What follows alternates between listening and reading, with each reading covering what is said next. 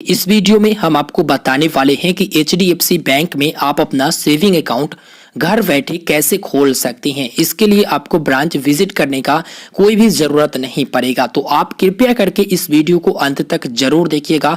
हालांकि प्रोसेस थोड़ा सा लंबा है, लेकिन पूरा प्रोसेस हम आपको इस वीडियो में बताएंगे। आप चाहे तो ब्राउजर की मदद से भी एचडीएफसी बैंक में सेविंग अकाउंट ओपन कर सकते हैं, या फिर इसका जो अकाउंट ओपनिंग एप्लीकेशन है उस एप्लीकेशन की मदद से भी आप अकाउंट ओपन कर सकते हैं। अकाउंट ओपनिंग एप्लीकेशन का नाम है HDFC bank instant account app. ये आपको गूगल प्ले स्टोर पर आसानी से मिल जाएगा, जिसे आप इंस्टॉल करके आसानी से अकाउंट ओपन कर सकते हैं।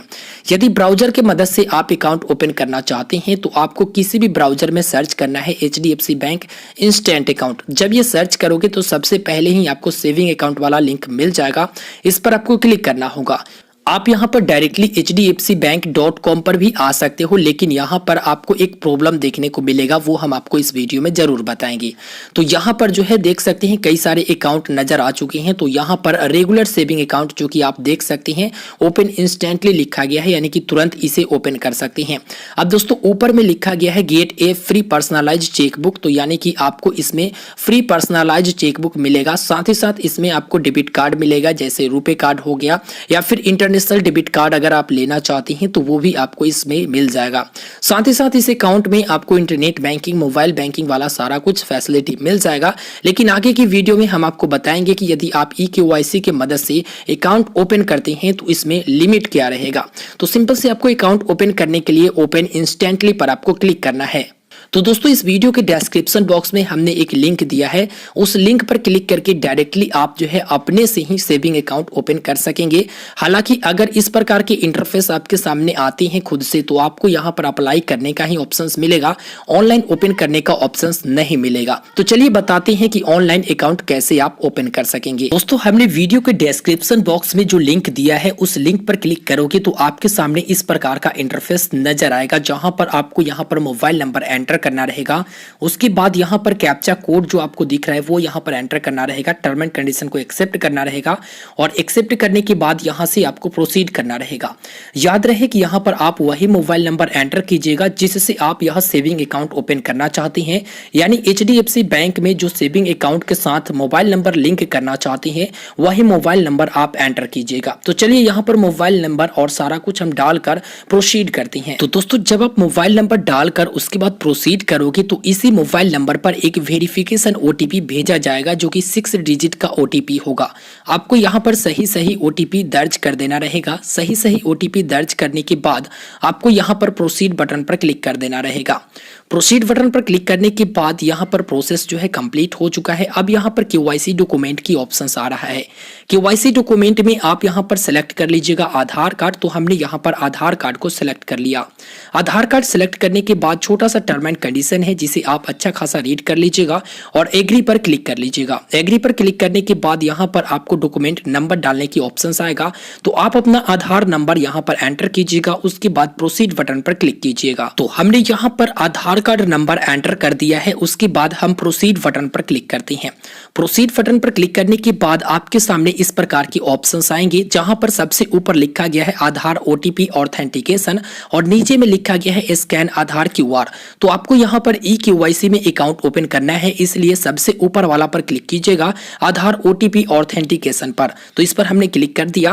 क्लिक करने के बाद आपका यहाँ पर आधार नंबर दिखाया जाएगा। नीचे में लिखा गया है रिक्वेस्ट वेरिफिकेशन कोड, तो आपको यहाँ पर रिक्वेस्ट वेरिफिकेशन कोड पर क्लिक करना है। आपके आधार कार्ड के साथ जो मोबाइल नंबर लिंक रहेगा उस मोबाइल नंबर पर एक वेरिफिकेशन ओटीपी भेजा जाएगा आधार नंबर वेरिफिकेशन के लिए। तो यहाँ पर हम ओटीपी का इंतजार करते हैं। जैसे ही हमारे मोबाइल नंबर पर यह ओटीपी भेजा जाता है हम यहाँ पर ओटीपी डालकर उसके बाद प्रोसीड करेंगे। आप लोगों को भी यही प्रक्रिया करना होगा। तो हमने यहाँ पर आधार ओटीपी दर्ज कर दिया है। दर्ज करने के बाद टर्म एंड कंडीशन को एक्सेप्ट करते हैं और उसके बाद प्रोसीड बटन पर क्लिक करते हैं। तो हमने यहाँ पर प्रोसीड बटन पर क्लिक कर दिया है। चलिए अब हम थोड़ा सा वेट कर लेते हैं, देखते हैं आगे क्या कुछ प्रोसेस हमें बताया जा रहा है। तो दोस्तों अब यहाँ पर अकाउंट टाइप सेलेक्ट करने का ऑप्शन आ रहा है, जिसमें से आपको सेविंग अकाउंट पर सेलेक्ट करना होगा। सेविंग अकाउंट पर सेलेक्ट करने के बाद अकाउंट की वेरिएंट सेलेक्ट करने की ऑप्शंस आ रहे हैं। तो यहाँ पर अकाउंट वेरिएंट में हम रेगुलर सेविंग अकाउंट ओपन करना चाहते हैं, इसलिए रेगुलर सेविंग अकाउंट पर क्लिक करेंगे। उसके बाद आपको यहाँ से कंटिन्यू बटन पर क्लिक करना रहेगा। कंटिन्यू बटन पर क्लिक करने के बाद यहाँ पर ब्रांच डिटेल आपको फिलअप करना रहेगा, जो आपके आधार कार्ड से स्टेट और सिटी या फिर डिस्ट्रिक्ट उठा लिया जाएगा। तो आप यहाँ पर मैनुअली ब्रांच नेम सर्च कर सकती हैं, जो भी ब्रांच नेम है वो यहाँ पर आप सर्च कर सकती हैं। दोस्तों यहाँ पर एक बात मैं आपको बता दूं कि यदि सिटी ऑटोमेटिक फिलअप है और उस सिटी में आपको ब्रांच नजर नहीं आ रहे हैं तो आप अपने नजदीक का सिटी यहाँ पर एंटर कर सकते हैं खुद से ही। तो यहाँ पर हमने ब्रांच नेम सेलेक्ट कर लिया है, उसके बाद कंटिन्यू बटन पर हम क्लिक करते हैं। कंटिन्यू बटन पर क्लिक करने के बाद यहाँ पर रेगुलर सेविंग अकाउंट के बारे में बताया गया है, जो मैं आपको जूम करके दिखा देता हूँ। यहाँ पर लिखा गया है कि यह एक सेविंग अकाउंट है जो कि रेगुलर सेविंग अकाउंट है, जिसमें आपको एवरेज मंथली बैलेंस 10,000 रुपए मेंटेन करके चलना होगा। जी हाँ, यदि आप HDFC बैंक में रेगुलर सेविंग अकाउंट ओपन करते हैं तो इसमें आपको 10,000 रुपए मंथली एवरेज बैलेंस रखने की जरूरत होगा। यहाँ पर अगर आप मंथली एवरेज बैलेंस नहीं रखते हैं मेंटेन करके तो आपसे चार्ज किया जाएगा। तो इसके बारे में आप लोग पहले डिटेल में जानकारी प्राप्त कर लीजिएगा, उसके बाद ही अगर आप अकाउंट ओपन करना चाहते हैं तो अकाउंट ओपन कर सकते हैं, नहीं तो अलग दूसरे कैटेगरी में भी आप अकाउंट ओपन कर सकते हैं। दोस्तों यहाँ पर उसके बाद आपको ओके बटन पर क्लिक करना होगा। ओके बटन पर क्लिक करने के बाद आपके सामने इस प्रकार का इंटरफेस नजर आएगा। यहाँ पर सबसे पहले आपको अपना फोटोग्राफ अपलोड करना होगा, जो कि एक सेल्फी जो है आपको अपना डिवाइस से अपलोड करना पड़ेगा। उसके बाद यहाँ पर मिस्टर या फिर क्या नाम का टाइटल है वो यहाँ पर आप सेलेक्ट कर लीजिए। उसके बाद आपको ईमेल आईडी देना होगा। ईमेल आईडी देने के बाद डेट ऑफ बर्थ आपको यहाँ पर नजर आ जाएगा, जो आपके आधार कार्ड से उठा लिया जाएगा। दोस्तों इसके बाद मैरिटल स्टेटस आपको डालना रहेगा। अगर आप मैरिड पर्सन है तो मैरिड, अगर आप अनमैरिड है तो अनमैरिड सेलेक्ट कर लीजिएगा। उसके बाद आपको यहाँ पर father's name, mother's name enter करना है। उसके बाद यहाँ पर नीचे में आपको यहाँ पर अप्लाई ईमेल स्टेटमेंट वाला इनेबल रहने देना है। अगर आप यहाँ पर नेट बैंकिंग, मोबाइल बैंकिंग लेना चाहते हैं तो इसे इनेबल रहने दीजिएगा। यदि आप नॉमिनी ऐड करना चाहती हैं ये भी आप इनेबल रहने दीजिएगा। उसके बाद नीचे में ऑप्शन आता है पैन कार्ड का। आप यहाँ पर पैन कार्ड डिटेल जो है एंटर कर सकती हैं, जो कि काफी आसानी से आप यहाँ पर पैन कार्ड का फोटो अपलोड कर सकती हैं। तो दोस्तों ऊपर में हमने सारा डिटेल सही सही भर दिया है। यहाँ पर मैं आपको एक बात बताना चाहूंगा कि यदि आपके पास पैन कार्ड का फोटो उपलब्ध नहीं है तो आप यहाँ पर पैन नंबर डाल सकती हैं, जो कि यहाँ पर पैन नंबर डालने का ऑप्शन आ रहा है। तो यहाँ पर आप अपना पैन नंबर एंटर कर सकते हैं। हालांकि पैन कार्ड का जो फोटो है वो ऑप्शनल के रूप में रखा गया है। यदि आप पैन कार्ड का फोटो अपलोड नहीं भी करते हैं फिर भी किसी भी प्रकार का दिक्कत नहीं होने वाला है। तो चलिए यहाँ पर हम पैन नंबर एंटर कर देते हैं, उसके बाद प्रोसीड बटन पर क्लिक करेंगे। अब दोस्तों यहाँ पर कुल 4 स्टेप बताया गया है, जिसमें सबसे पहले एड्रेस डिटेल, उसके बाद परमानेंट एड्रेस, उसके बाद ऑक्यूपेशन डिटेल और उसके बाद अपलोड डॉक्यूमेंट। तो ये चारों स्टेप जैसे ही कंप्लीट हो जाएगा आपको अकाउंट नंबर और कस्टमर आईडी मिल जाएगा। तो इसे कैसे कंप्लीट करना है चलिए हम आपको बता देते हैं। आप स्लाइड करते हुए नीचे आओगे तो यहाँ पर रेसिडेंस टाइप पहले बोला जाएगा कि आप सिलेक्ट करो। तो यदि आप घर में रह रहे हो फैमिली के साथ तो आपको फैमिली यहाँ पर सिलेक्ट कर लेना है। उसके बाद रेसिडेंसी स्टेटस यहाँ पर आपको डालना रहेगा, जो कि रेसिडेंट आपको सिलेक्ट कर लेना है। दोस्तों उसके बाद जो है आपका एड्रेस आपके आधार कार्ड से उठा लिया जाएगा, लेकिन नीचे में 2 ऑप्शंस आपको मिलेंगे, मेलिंग और परमानेंट। यदि आपका मेलिंग एड्रेस और परमानेंट एड्रेस दोनों सेम है तो आप यहाँ पर दोनों पर टिक कर सकते हैं। यदि मान के चलो कि ऊपर वाला परमानेंट एड्रेस है और नीचे वाला अगर आप एड्रेस बदलना चाहते हैं, मेलिंग एड्रेस कुछ और डालना चाहते हैं जहां पर आपका डेबिट कार्ड आ सके, तो यहाँ पर आप डाल सकते हैं। तो मेरा परमानेंट और मेलिंग एड्रेस दोनों सेम है, इसलिए मैं दोनों पर टिक आउट कर लेता हूं। और दोनों पर टिक आउट करने के बाद ऑटोमेटिक नीचे में जो ऊपर आपका एड्रेस दिखाएगा वो नजर आ जाएगा। उसके बाद दोस्तों कंटिन्यू का एक ऑप्शन मिलेगा, इस कंटिन्यू बटन पर आपको क्लिक करना रहेगा। तो कंटिन्यू बटन पर हमने क्लिक कर दिया है। कंटिन्यू बटन पर क्लिक करने के बाद यहाँ पर परमानेंट एड्रेस बताया गया है। परमानेंट एड्रेस में आपका सारा एड्रेस यहाँ पर नजर आ जाएगा। फिर से आपको कंटिन्यू बटन पर क्लिक करना होगा। अब कंटिन्यू बटन पर क्लिक करने के बाद ऑक्यूपेशंस डिटेल आपको यहाँ पर डालना होगा। तो चलिए यहाँ पर हम बता देते हैं। सबसे पहले ऑक्यूपेशंस टाइप पूछा जा रहा है, तो यहाँ पर अगर आप हाउस वाइफ है या फिर अदर पर्सन है या फिर रिटायर्ड है, सैलरीड पर्सन है या फिर स्टूडेंट है, तो आप यहाँ से सिलेक्ट कर सकते हैं। उसके बाद यहाँ पर सोर्स ऑफ फंड आपको बताना है। अगर आप बिजनेस करते हैं, सैलरी है या फिर मान के चलो कहीं इन्वेस्ट करके रखें, इन्वेस्टिंग से इनकम हो रहा है या फिर एग्रीकल्चर है, तो आप यहाँ से सिलेक्ट कर सकते हैं। अगर इसमें से कुछ नहीं है तो आप यहाँ पर अदर पर क्लिक कर सकते हैं, क्योंकि स्टूडेंट जो है अदर ही क्लिक करते हैं।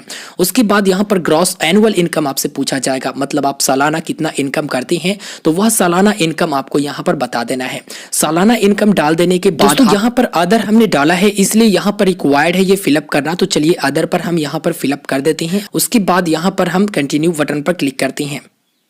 दोस्तों कंटिन्यू बटन पर क्लिक करने के बाद अपलोड डॉक्यूमेंट की ऑप्शन आ रहा है। तो यहाँ पर हम आपको बता देते हैं कि आपको प्रक्रिया क्या करना है।